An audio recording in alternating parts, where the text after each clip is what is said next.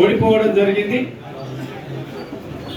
మరి 10 సంవత్సరాలు తెలంగాణ రథసారథి తెలంగాణ కోసం, తెలంగాణ ప్రత్యేక తెలంగాణ రాష్ట్రం కోసం ప్రాణాలు మరి పణంగా పెట్టి మరి తెలంగాణ సాధించినటువంటి గొప్ప నాయకుని చంద్రశేఖరరావు గారి నాయకత్వంలో మరి ప్రజలు 10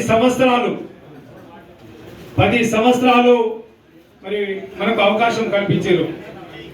ఈ 10 సంవత్సరాలలో కేసీఆర్ గారి నాయకత్వంలో చాలా కార్యక్రమాలు మనం తీసుకోవడం జరిగింది. అసలు ప్రజలు ఎవరు ఊహించలేని పరిస్థితుల్లో,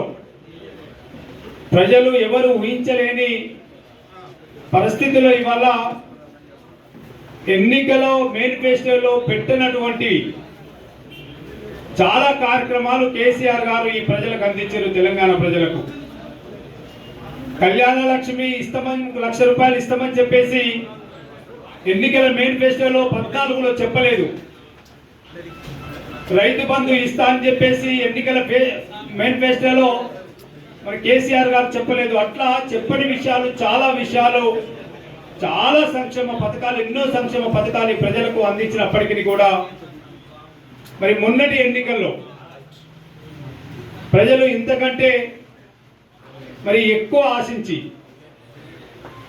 ఒక పక్క మన మీద ప్రజలకు కొంత అసూయ కలగడం, ప్రజలకు ఇంకా ఆశ పెరగడం, ఇవన్నీ కూడా మన ఓటమికి కారణమైనట్టు మనం ఇవాళ ఆలోచించవలసిన అవసరం ఉంది. ప్రజలు కేసీఆర్ గారు నచ్చక మనకు ఓటేయలేదని మనం చెప్పడానికి లేదు. ఎందుకంటే కేసీఆర్ గారి మీద ప్రేమ ఉంటేనే 10 సంవత్సరాలు మనకు ఇవాళ అవకాశం ఇచ్చారు. కానీ ఏమైంది, ప్రజలు కొంత ఆశపడ్డారు. రేవంత్ రెడ్డి ఇప్పుడున్నటువంటి తెలంగాణ రాష్ట్ర ముఖ్యమంత్రి ఎన్నో అబద్ధాలు చెప్పి, అమలు కాని హామీలు ఇచ్చి ప్రజలను కొంత ఆశలో పడేసి మరి వాళ్ళ ప్రజలను తప్పుదోవ పట్టించి కళ్యాణ లక్ష్మి కేసీఆర్ గారు ఇస్తున్నారు, నేను తులం బంగారం పెడతా అని చెప్పి ప్రజలను మభ్యపెట్టిండు. మనందరికీ తెలుసు. ఆడవారు మహిళలకైతే ₹2,500 ఇస్తా. మరి ఆయన ఎంత చక్కగా చెప్పిండంటే, అరటి పండు ఒలిసి నోట్లో పెట్టినట్టు చెప్పిండు.